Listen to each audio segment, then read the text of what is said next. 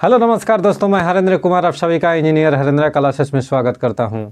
चलिए दोस्त, आज बिना डिले के विश्व इतिहास चालू करते हैं। विश्व इतिहास में गर्दा कबार आज की सीरीज होगा। आज की सीरीज का नाम है गर्दा कबार। इसमें विश्व इतिहास में चालू होगा पुनर्जागरण से। किससे? तो पुनर्जागरण से। देखिए, पुनर्जागरण का प्रारंभ किस शहर से हुआ था बाबू? तो इटली के फ्लोरेंस नगर से। पुनर्जागरण का प्रारंभ कहाँ से हुआ था? तो इटली के फ्लोरेंस नगर से पुनर्जागरण का प्रारंभ हुआ था। इटली के महान कवि दांते। इटली के महान कवि कौन थे बाबू? दांते को पुनर्जागरण का अग्रदूत माना जाता है। यानी इटली के महान कवि दांते को पुनर्जागरण का अग्रदूत माना जाता है। दांते का जन्म की बात करें तो इटली के फ्लोरेंस नगर में हुआ था। दांते का जन्म कहाँ हुआ था बाबू? इटली के फ्लोरेंस नगर में हुआ था। दांते ने प्राचीन लैटिन भाषा को छोड़कर तत्कालीन इटली के बोलचाल की भाषा टस्कन में किसका रचना किया था बाबू? तो डिवाइन कॉमेडी का रचना किया था। यानी डिवाइन कॉमेडी नामक काव्य की लिखा था किसने बाबू? तो दांते ने। किस भाषा में? तो टस्कन भाषा में। टस्कन क्या था? तो इटली के बोलचाल की भाषा।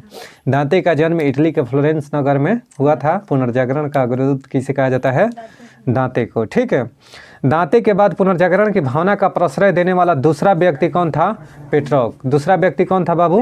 पेट्रोक। यानी दांते के बाद अगर पूछेगा कि पुनर्जागरण की भावना का प्रश्रय देने वाला दूसरा व्यक्ति कौन था?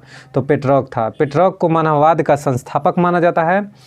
मानववाद का संस्थापक माना जाता है। वह इटली का निवासी था। पेट्रोक कहाँ का निवासी था बाबू? इटली का निवासी था। इटालियन गद्य का जनक कहानीकार वोकेशियो को माना जाता है। इटालियन गद्य का जनक किसे? कहानीकार वोकेशियो को माना जाता है। ठीक है। कहानीकार वोकेशियो ने ही डेकामेरॉन पुस्तक की रचना किया है। डेकामेरॉन पुस्तक की रचना किसने किया है? वोकेशियो ने। इटालियन गद्य एवं पद के कहानीकार कौन था? वोकेशियो। आधुनिक विश्व का प्रथम राजनीतिक चिंतक फ्लोरेंस निवासी मैकियावेली को माना जाता है। अगर पूछेगा कि आधुनिक विश्व का प्रथम राजनीतिक चिंतक किसे माना जाता है? मैकियावेली को। किसको बाबू? मैकियावेली को। ठीक है। मैकियावेली की प्रसिद्ध पुस्तक अगर पूछे तो द प्रिंस है। द प्रिंस के लेखक कौन है? मैकियावेली।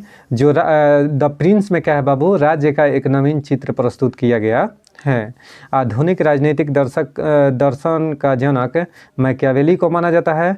पुनर्जागरण की पूर्ण अभिव्यक्ति के लिए इटली के 3 व्यक्ति को माना जाता है। Leonardo da Vinci, Michael Angelo और राफेल। ठीक है। तो लियोनार्दो दा विंची जो है ना बाबू, लियोनार्दो दा विंची के लिए किसका रचना किया था? तो द लास्ट सपर और मोनालिसा। द लास्ट सपर और मोनालिसा के लियोनार्दो दा विंची और Michelangelo the last judgement और ये the fall of man. The fall of man किसका है? माइकल एंजेलो के। The last judgement Michelangelo की है। सिस्तान के गिरजाघर की छत में माइकल एंजेलो के द्वारा ही चित्र बनाए गए हैं। यानी सिस्तान के गिरजाघर की छत में माइकल एंजेलो के द्वारा ही चित्र बनाए गए हैं। राफेल भी इटली का एक चित्रकार था। राफेल क्या था? इटली का एक चित्रकार था। इसकी सर्वश्रेष्ठ कृति थी जीसस क्राइस्ट की माता मेडोना का चित्र। यानी जीसस क्राइस्ट की माता मेडोना का चित्र किसने बनाया था बाबू? तो राफेल। किसने बनाया था? राफेल। पुनर्जागरण काल में चित्रकला का जनक जियाटो को माना जाता है। पुनर्जागरण काल में जियाटो का चित्रकला का जनक किसे माना जाता है? जियाटो को। पुनर्जागरण काल का सर्वश्रेष्ठ निबंधकार इंग्लैंड का राजा फ्रांसिस बेकन था। इंग्लैंड का राजा फ्रांसिस बेकन था। हॉलैंड के इरास्मस ने अपनी पुस्तक द प्रेज ऑफ फॉली में व्यंग्यात्मक ढंग से पादरियों के अनैतिक जीवन एवं ईसाई धर्म के कुरीतियों पर प्रहार किया है। इंग्लैंड के लेखक टॉमस मूर ने यूटोपिया का रचना किया है। यूटोपिया की रचना किसने किया है बाबू? टॉमस मूर ने। ठीक है। अच्छा, जर्मन भाषा में बाइबिल का अनुवाद किसने किया था? मार्टिन लूथर ने। मार्टिन लूथर ने जर्मन भाषा में बाइबिल का अनुवाद किया था। रोमियो एंड जूलियट किसकी रचना है? तो शेक्सपियर की। यानी रोमियो और जूलियट शेक्सपियर की अमर कृति है। शेक्सपियर किस देश का रहने वाला था? तो इंग्लैंड का। शेक्सपियर किस देश का रहने वाला था? इंग्लैंड का। तो रोमियो एंड जूलियट किसकी है? तो शेक्सपियर की। इंग्लैंड के रोजर बेकन को आधुनिक प्रयोगात्मक विज्ञान का जन्मदाता माना जाता है। जो इंग्लैंड के राजा था ना बाबू, रोजर बेकन, उसको आधुनिक प्रयोगात्मक विज्ञान का जन्मदाता माना जाता है। ठीक है। धर्म सुधार आंदोलन की शुरुआत कब हुआ था बाबू? तो धर्म सुधार आंदोलन की शुरुआत 16वीं शताब्दी में हुआ था। और धर्म सुधार आंदोलन का प्रवर्तक किसे माना जाता है? तो मार्टिन लूथर को।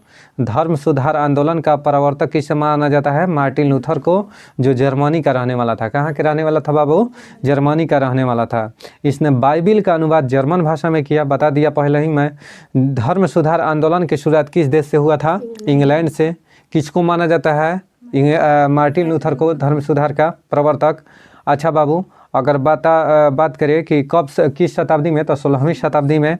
अमेरिका की खोज किसने किया था? तो क्रिस्टोफर कोलंबस ने। अमेरिका का नाम अमेरिका किस नाम पर पड़ा? तो अमेरिगो वेस्पुसी के नाम पर अमेरिका का नाम अमेरिका पड़ा। प्रशांत महासागर का नामकरण किसने किया था? मैगलन ने। पूरे विश्व का जलमार्ग द्वारा चक्र पहली बार किसने लगाया था? मैगलन ने ही। ठीक है। जॉन विक्लिफ को धर्म सुधार आंदोलन का प्रातःकालीन तारा कहा जाता है। ठीक है। जॉन विक्लिफ को धर्म सुधार आंदोलन का प्रातःकालीन तारा माना जाता है। ठीक है। इसके अनुयायी क्या थे? तो लोलार्ड्स, यानी जो जॉन विक्लिफ के अनुयायी थे ना, उसको लोलार्ड्स कहलाता है। ठीक है। अमेरिका का स्वतंत्रता संग्राम, सुनिएगा, अमेरिका का स्वतंत्रता संग्राम। अमेरिका में ब्रिटिश उपनिवेशवाद साम्राज्य की नींव जेम्स प्रथम के शासनकाल में डाली गई थी। यानी ब्रिटिश उपनिवेशवाद साम्राज्य की नींव किसके शासनकाल में बाबू? अमेरिका में। तो जेम्स प्रथम के शासनकाल में डाली गई थी। अमेरिकी स्वतंत्रता आंदोलन के दौरान इंग्लैंड का शासक जॉर्ज तृतीय था। यानी जब अमेरिका में स्वतंत्रता संग्राम चल रहा था, उस दौरान इंग्लैंड के राजा कौन थे बाबू? तो जॉर्ज तृतीय था।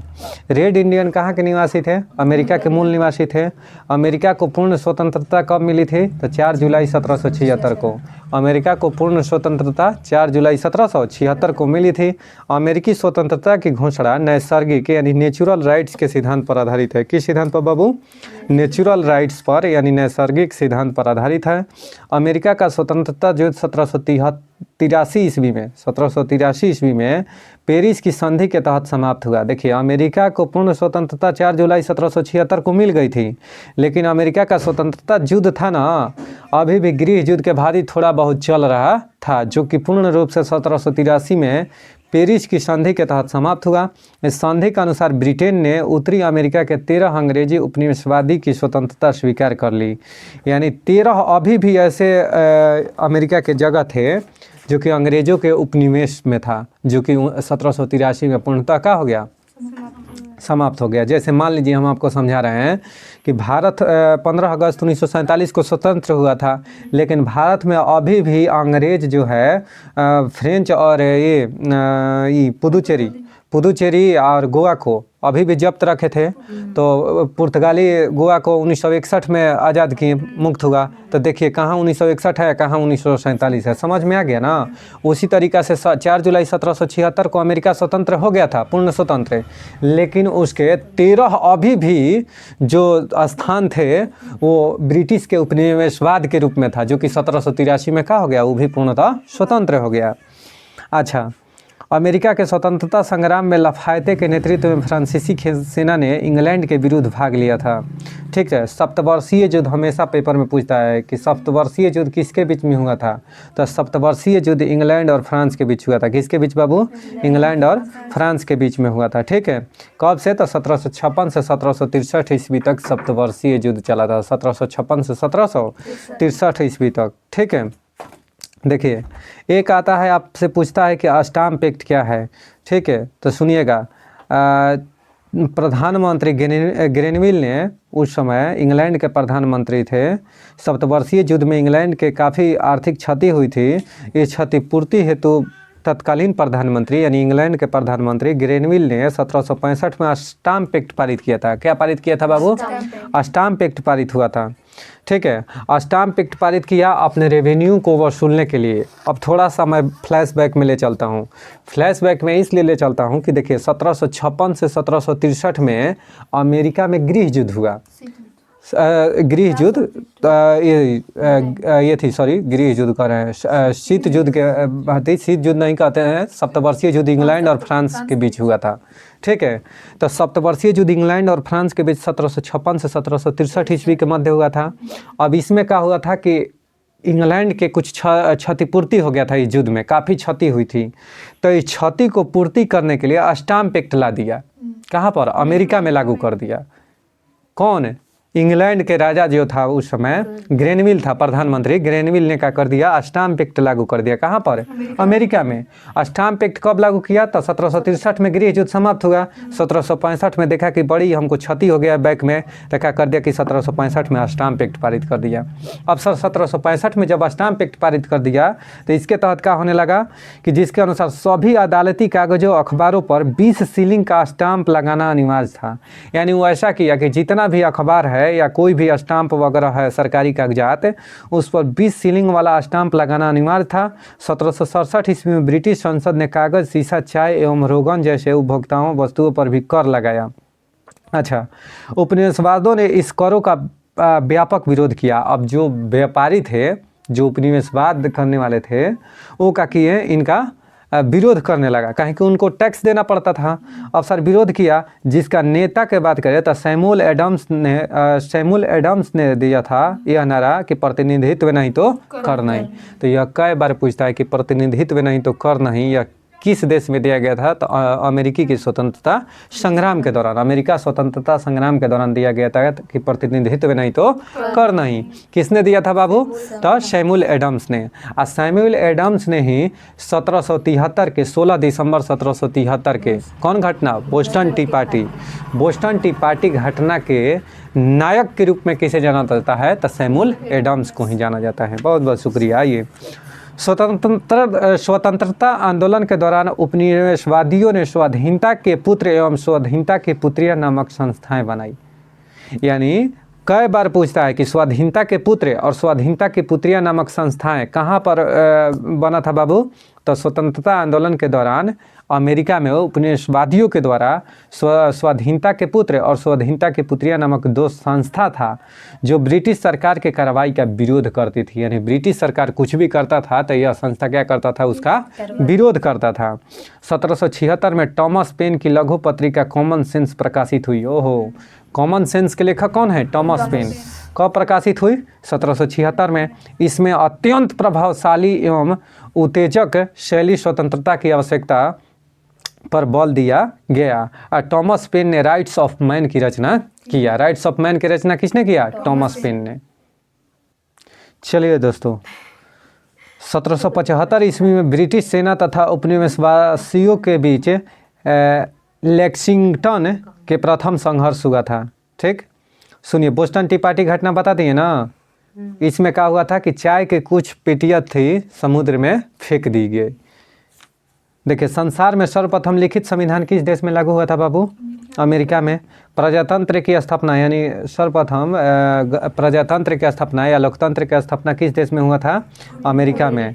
इसे ही आधुनिक गणतंत्र की जननी कहा जाता है। आधुनिक गणतंत्र की जननी किसे कहा जाता है? अमेरिका को। स्वतंत्र ये थी संविधान की जननी किसे कहते हैं? ब्रिटेन को। किस देश का अलिखित संविधान है यानी लिखित नहीं है? तो ब्रिटेन के ही, यानी इंग्लैंड भी दे दे तो बात एक ही है। इंग्लैंड और ब्रिटेन एक ही बात है। ठीक है। अब्राहम लिंकन की हत्या किसने किया था? तो जॉन विल्किंस बूथ नामक व्यक्ति ने किया था। चलिए, अब्राहम लिंकन अमेरिका के राष्ट्रपति कब बने बाबू? 1860 ईस्वी में। अब्राहम लिंकन अमेरिका के राष्ट्रपति कब बने थे? 1860 में। अमेरिका में गृह युद्ध की शुरुआत 1861 में। 1861 में। ठीक है। 1 जनवरी 1863 को अब्राहम लिंकन ने दास प्रथा का उन्मूलन किया था। दास प्रथा का उन्मूलन किसने किया था बताइए? अब्राहम लिंकन ने। ठीक है। दास प्रथा का ये थी किसने किया था उन्मूलन? अब्राहम लिंकन ने। प्रजातंत्र जनता का है, जनता के लिए और जनता के द्वारा चुना गया शासन है। यह किसने कहा था बाबू? अब्राहम लिंकन ने। अब्राहम लिंकन की हत्या जॉन विल्किंस बूथ नामक व्यक्ति ने 1865 में कर दिया। 1865 में ही अमेरिका के गृह युद्ध समाप्त हो गया। ठीक है जी। अमेरिका फिलोसॉफिकल सोसाइटी की स्थापना किसने किया था? तो बेंजामिन फ्रैंकलिन ने। अमेरिका फिलोसॉफिकल सोसाइटी की स्थापना किसने किया था? बेंजामिन फ्रैंकलिन ने। अब आपसे मैं पूछता हूँ कि आखिर अमेरिका में गृह युद्ध का कारण क्या था?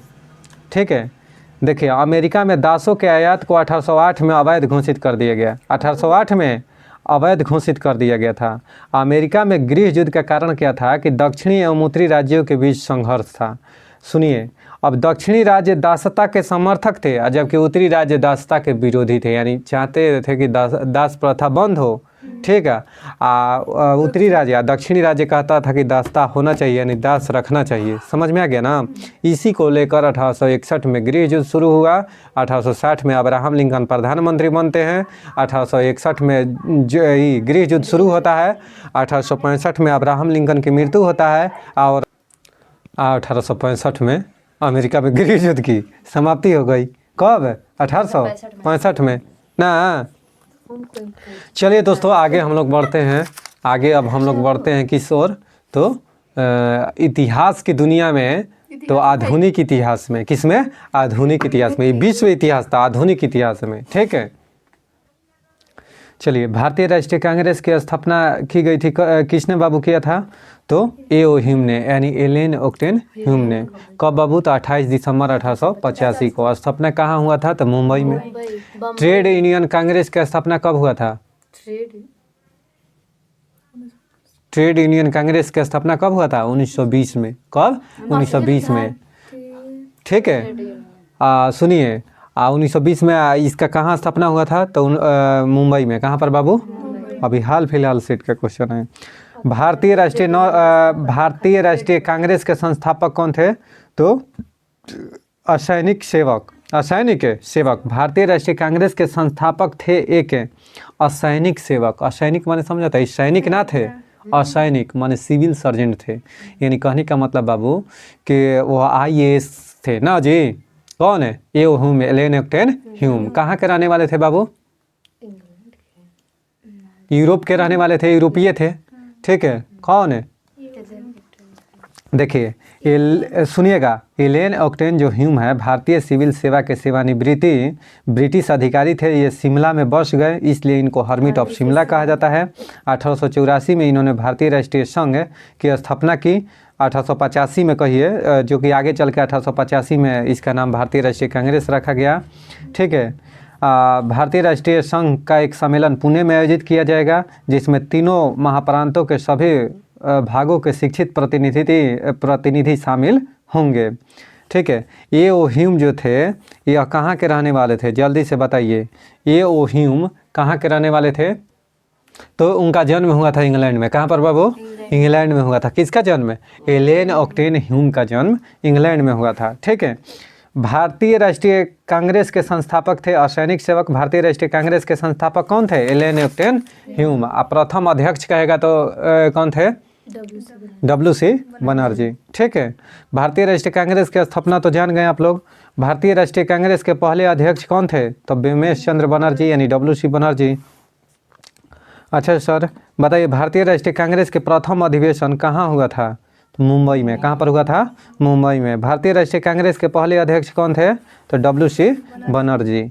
किस गवर्नर जनरल ने कांग्रेस को अत्यधिक अल्पसंख्यक लोगों का प्रतिनिधित्व करने वाली कहकर उपहास किया था? तो लॉर्ड डफरिन ने। किसने कहा था? लॉर्ड डफरिन ने कहा था कि कांग्रेस अल्पसंख्यक लोगों का प्रतिनिधित्व करती हैं। यह कथन किसने कहा था? तो लॉर्ड डफरिन ने कहा था। 1885 में भारतीय राष्ट्रीय कांग्रेस की स्थापना के समय गवर्नर जनरल कौन थे? तो लॉर्ड डफरिन। अब वहीं कहा था कि अत्यधिक अल्पसंख्यक कांग्रेस जो है अत्यधिक अल्पसंख्यक लोगों का प्रतिनिधित्व करती है। आइए, भारतीय राष्ट्रीय कांग्रेस का 1885 में महासचिव कौन था? तो ए.ओ. ह्यूम बाबू महासचिव भी थे। यानी भारतीय राष्ट्रीय कांग्रेस के महासचिव कौन थे? ए.ओ. ह्यूम। भारतीय राष्ट्रीय कांग्रेस की स्थापना के समय वायसराय कौन था? लॉर्ड डफरिन, ठीक है। लॉर्ड डफरिन के वायसराय काल की एक महत्वपूर्ण घटना थी तो भारतीय राष्ट्रीय कांग्रेस की स्थापना। किसने कांग्रेस के सूक्ष्मदर्शी अल्पसंख्यक जनता का प्रतिनिधित्व बताते हुए एक मजाक उड़ाया था?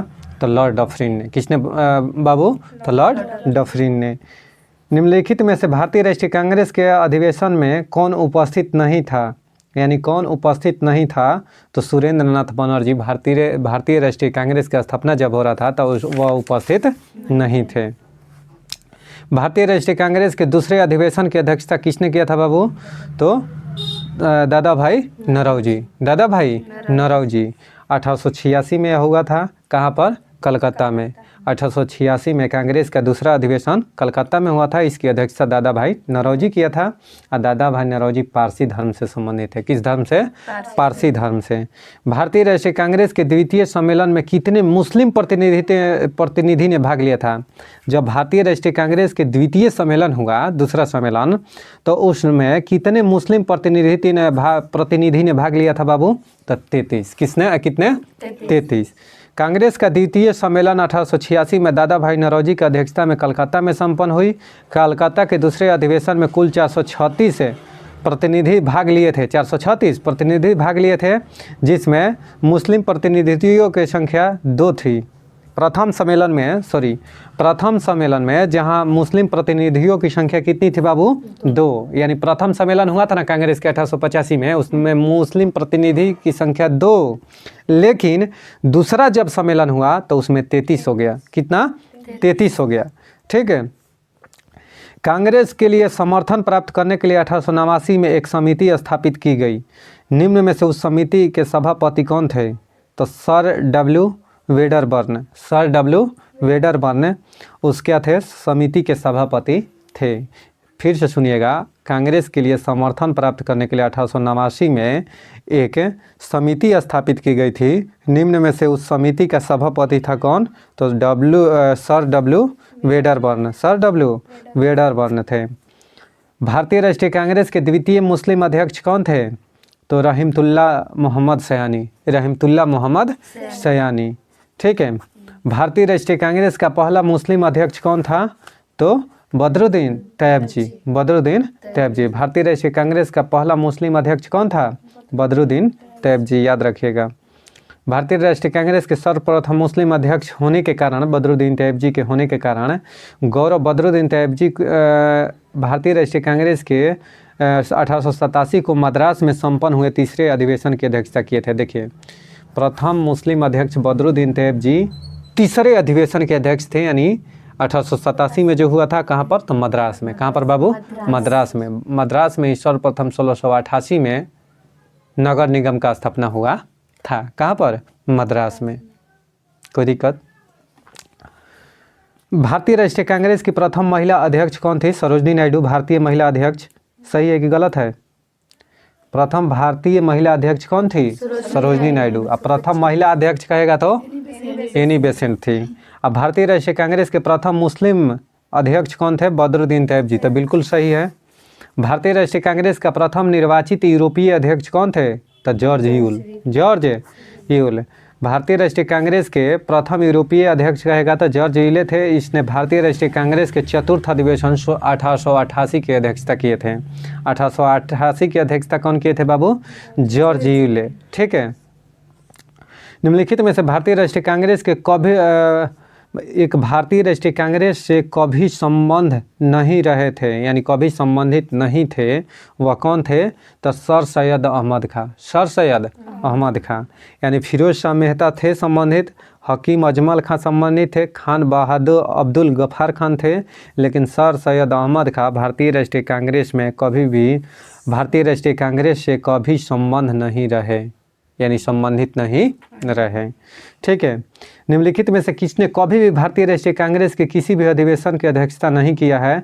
तो वह कौन थे बाबू? तो बाल गंगाधर तिलक जो थे भारतीय राष्ट्रीय कांग्रेस के कभी अध्यक्ष पद पर नहीं नियुक्त हुए थे। लेकिन लाला लाजपत राय बने थे, गोपाल कृष्ण गोखले बने थे 1905 के बनारस अधिवेशन की अध्यक्षता गोपाल कृष्ण गोखले और सुभाष चंद्र बोस तो जानबे करती हैं, हरिपुरा में और त्रिपुरी में। लाल बाल पाल त्रिगुट में से कौन सा व्यक्ति भारतीय राष्ट्रीय कांग्रेस का अध्यक्ष हुआ? तो लाला लाजपत राय। अब भारतीय राष्ट्रीय कांग्रेस की प्रथम महिला अध्यक्ष कौन थी? तो एनी बेसेंट। कौन बाबू? Annie Besant. 1917 ईस्वी में भारतीय राष्ट्रीय कांग्रेस के कलकत्ता अधिवेशन की अध्यक्षता की थी। कौन? तो एनी बेसेंट। निम्नलिखित में से भारतीय राष्ट्रीय कांग्रेस का अध्यक्ष कभी नहीं चुना गया था, वह व्यक्ति कौन थे? तो बाल गंगाधर तिलक। निम्न से भारतीय राष्ट्रीय कांग्रेस की अध्यक्ष रही कौन बाबू? तो एनी बेसेंट। अरुणा असफली भी नहीं रही, विजया लक्ष्मी पंडित भी नहीं रही, सुचेता कृपलानी भी नहीं रही। यानी एनी बेसेंट केवल एकमात्र ऐसी महिला थी जो कि भारतीय राष्ट्रीय कांग्रेस के अध्यक्ष पद पर रही। आइए, निम्न में से किस अधिवेशन के लिए कांग्रेस ने पहली बार एक महिला को अध्यक्ष चुना था? तो कलकत्ता अधिवेशन 1917 में एनी बेसेंट को अध्यक्ष के रूप में चुना गया था। अखिल भारतीय कांग्रेस की प्रथम महिला अध्यक्ष कौन थी? तो एनी बेसेंट। कौन बाबू? Annie Besant. Indian National Congress की प्रथम भारतीय महिला अध्यक्ष कौन थी? तो सरोजनी नायडू। कौन थी? सरोजनी नायडू। भारतीय राष्ट्रीय कांग्रेस का प्रथम अधिवेशन कहाँ हुआ था? मुंबई में। भारतीय राष्ट्रीय कांग्रेस का दूसरा अधिवेशन दादा भाई नौरोजी की अध्यक्षता में कहाँ हुआ था बाबू? तो कलकत्ता में 1886 में। और जॉर्ज ह्यूल 1888 में। बदरुद्दीन तैयब जी 1887 के अधिवेशन के अध्यक्षता मद्रास। कोई दिक्कत? अब देखिए, भारतीय राष्ट्रीय कांग्रेस तथा मुस्लिम लीग दोनों लखनऊ में 1916 में अधिवेशन किया तथा लखनऊ समझौते संपन्न हुआ। बिल्कुल सही है। भारतीय राष्ट्रीय कांग्रेस का 27वां अधिवेशन किस स्थान पर हुआ था? तो रांची में। कहाँ पर बाबू? भारतीय राष्ट्रीय कांग्रेस का 27वां अधिवेशन 1912 में बांकीपुर यानी बिहार में संपन्न हुआ था। चलिए, निम्नलिखित में से भारतीय राष्ट्रीय कांग्रेस के किस अधिवेशन में बाल गंगाधर तिलक ने अभिव्यक्त किया था कि स्वराज मेरा जन्मसिद्ध अधिकार है, मैं इसे लेकर रहूँगा? लखनऊ अधिवेशन 1916 में ये बात कहे थे। यानी बाल गंगाधर तिलक जो था बाबू थे, वह 1916 के लखनऊ जो अधिवेशन हुआ था उसमें वह क्या किए थे कि एक नारा दिए थे। कौन नारा? स्वराज्य मेरा जन्म सिद्ध अधिकार है, मैं इसे लेकर रहूँगा। स्वराज्य मेरा जन्म अधिकार है, मैं इसे लेकर रहूँगा। किसने कहा था? बाल गंगाधर तिलक। बीजी तिलक बेचारे बड़ा बीजी थे। वैलेंटाइन सिरोले ने कहा था कि असंतोष का जनक। वैलेंटाइन सिरोले ने कहा था कि असंतोष का जनक। स्वराज्य मेरा जन्म सिद्ध है अधिकार है, मैं इसे लेकर रहूँगा। बाल गंगाधर तिलक। सरोजनी नायडू कांग्रेस की अध्यक्ष होने वाली प्रथम महिला थी। गलत बात है। गलत है कि सही है? गलत है। प्रथम भारतीय महिला अध्यक्ष थी, यही क्लू पकड़ना है। अच्छा, CR दास यानी चित्तरंजन दास ने कांग्रेस के अध्यक्ष के रूप में कार्य किया है। बिल्कुल सही। 1922 के गया अधिवेशन के अध्यक्ष था चित्तरंजन दास ना। चित्तरंजन दास और मोतीलाल नेहरू 1923 में स्वराज्य पार्टी की स्थापना। एलन ऑक्टेन ह्यूम प्रथम ब्रिटिश नागरिक थे जो कांग्रेस के अध्यक्ष बने थे। बिल्कुल सही। कि गलत है? गलत है। अध्यक्ष कैसे बने थे? अध्यक्ष तो WC बनर्जी बने थे प्रथम अध्यक्ष। स्थापना किए थे। ये बात होगा मजीगर। अल्फ्रेड वेब 1894 में कांग्रेस के अध्यक्ष थे। अल्फ्रेड वेब जो थे 1894 में कांग्रेस के अध्यक्ष थे। कांग्रेस के अध्यक्ष थे। तो देखिए 2 और 4 सही है। ठीक है, ठीक है। किसने कहा था? किसने पूछियो कहा था कि कांग्रेस आंदोलन न तो लोगों द्वारा प्रेरित था और न ही यह उनके द्वारा सोचा गया। चलिए दोस्तों, भारत में स्वतंत्रता प्राप्ति के बाद निम्नलिखित में से किसने सुझाव दिया था कि भारतीय राष्ट्रीय कांग्रेस को समाप्त कर दिया जाए? किसने कहा था बाबू? तो महात्मा गांधी ने। किसने? महात्मा गांधी ने। यानी स्वतंत्रता प्राप्ति के बाद निम्नलिखित में से किसने सुझाव दिया था कि भारतीय राष्ट्रीय कांग्रेस को समाप्त कर दिया जाए? महात्मा गांधी कहे थे। महात्मा गांधी कह गए कि अब भारतीय राष्ट्रीय कांग्रेस को समाप्त कर दिया जाए क्योंकि हमारा देश क्या हो गया? स्वतंत्र हो गया। अरे वाह रे बाबू वाह, वाह जी महात्मा गांधी, ये क्या कह दी है बड़ी बात। अध्यक्षीय संबोधन के समय जिस कांग्रेस अध्यक्ष ने हिंदी भाषा के लिए रोमन लिपि लागू करने की वकालत की थी वे थे कौन? तो सुभाष चंद्र बोस। सुनिएगा ध्यान से साहब, अपने अध्यक्षीय संबोधन के समय सुभाष चंद्र बोस ने हिंदी भाषा के लिए रोमन लिपि लागू करने की वकालत की थी। किसने बाबू? तो सुभाष चंद्र बोस ने। या सुभाष चंद्र बोस 1938 के हरिपुरा अधिवेशन की अध्यक्षता किए थे। किसने कहा था कांग्रेस पतन के लिए लड़खड़ा रही है? मेरी सबसे बड़ी अभिलाषा जब तक मैं भारत में हूँ कांग्रेस के शांतिपूर्ण समाप्ति में सहयोग करना है। Lord Curzon. बाप रे बाप। लॉर्ड कर्जन का कहले रहे कि कांग्रेस जो है वह पतन के लिए लड़खड़ा रही है। मेरी सबसे बड़ी अभिलाषा जब तक मैं भारत में हूँ कांग्रेस की शांतिपूर्ण समाप्ति में सहयोग करना है, यानी मुझे सहयोग करना है, कांग्रेस समाप्त हो जाए किसी तरीक़े से। सोचिए, यह किसने कहा था? लॉर्ड कर्जन ने। लॉर्ड कर्जन ने। कोई दिक्कत है? चलिए दोस्तों, तब यहीं पर हम वीडियो को समाप्त करते हैं। उम्मीद करते हैं कि आप इस वीडियो को बहुत अच्छी तरीके से पढ़े होंगे, समझे होंगे। आज बहुत इतिहास के बेहतरीन सवाल हम कराए हैं, इसको आप बखूबी समझे होंगे, याद भी हो गया होगा। चलिए दोस्तों, हम यहीं पर वीडियो को समाप्त करते हैं। तब तक के लिए जय हिंद, जय भारत।